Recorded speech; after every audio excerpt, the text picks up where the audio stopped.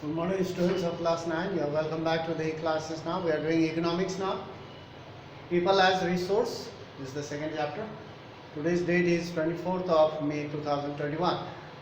Now, in our previous class also we have learned about overview. We have already learned about 7 points altogether. Now today we will continue with points number 8 to 15. That's all about overview, about human capital formation, about human resource. Now let's talk about number 8. First, to go through it properly, listen carefully. Investment in human capital. Investment means you provide money, good health, provide medical care and so on. So investment in human capital through education, yes, through education, training, as well as medical care. Yield means produce a return, just like investment in physical capital. We have already learned about physical capital, fixed capital, working capital. Physical capital such as tools. A farmer, he buys a tractor to plow his field.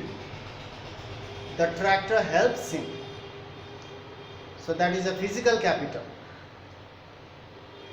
Land, building, tools, machineries, and these physical capital will help them to earn more money, to earn or to produce more. So in this way, physical capital such as a farmer needs seeds, fertilizer, tools, insecticides, so many. These are all capital they use, and ultimately it will produce good return. It produces. Similarly, we get education, training, medical care, we maintain good health, and ultimately it will give us a good return later on in our life. It produces a return just like investment in physical capital. People invest money and they earn the profit, they earn the money. So in this way, human beings also can be turned into human resource by providing education, medical care, training, skill development programs through. So this can be seen, number 9, this can be seen directly in the form of higher income later on when you get a job. When you start a business, naturally you are educated, you know how to deal with people, you know how to deal with customers, you know how to speak properly, politely, you have good manners. After getting education and training, naturally you develop skills. So in this way, it is seen directly in the form of higher income earned because of higher productivity, because you know, higher productivity. Why there is higher productivity? Because you are educated, you have training, you know everything. What is right, what is wrong, what you have to do, what you should not do. So higher productivity of the more educated and better trained people. If the people are more educated or better trained or experienced, naturally they will increase, they will help in the production, or the production will increase in this way. So healthier people, not only education, training, healthier also. If you are highly educated and you are well trained, better trained, but if your health does not allow you to work all the time, naturally you will be the sufferer. So similarly, healthier people also help in the productivity.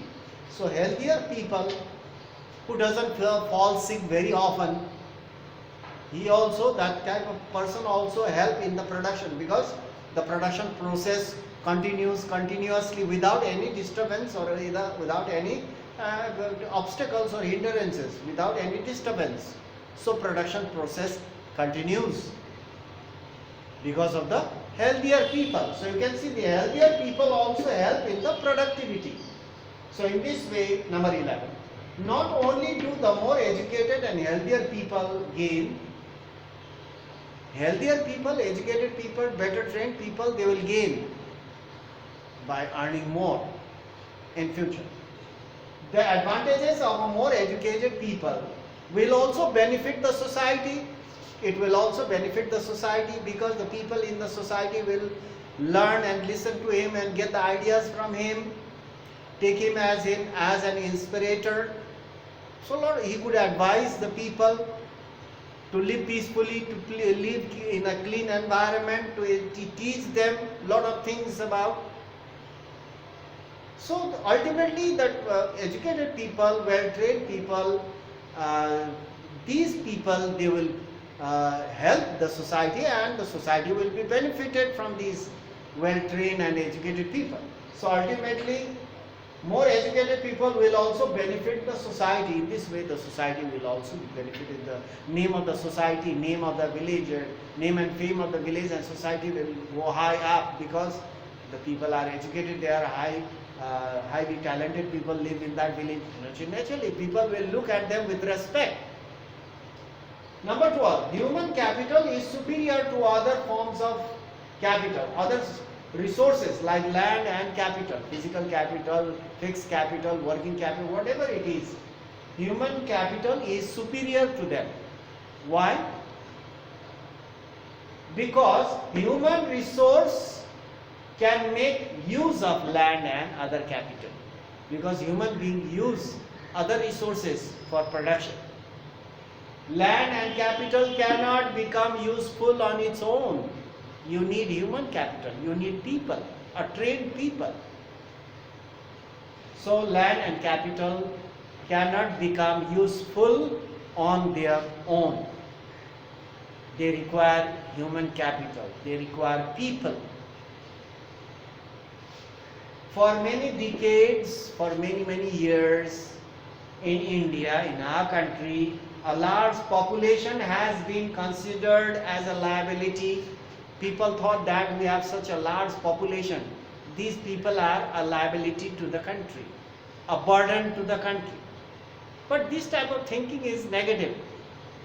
Always think positively. This population, large population, if given better education, training and skill development programs, if they are provided to them, so this large population will become an advantage to the country. They will become an asset. They will help in the production and in the economic growth. These people can be turned into human capital. Change them, turn them into doctors, engineers, scientists, researchers, agriculturalists, big businessmen, industrialists. So many ways are there.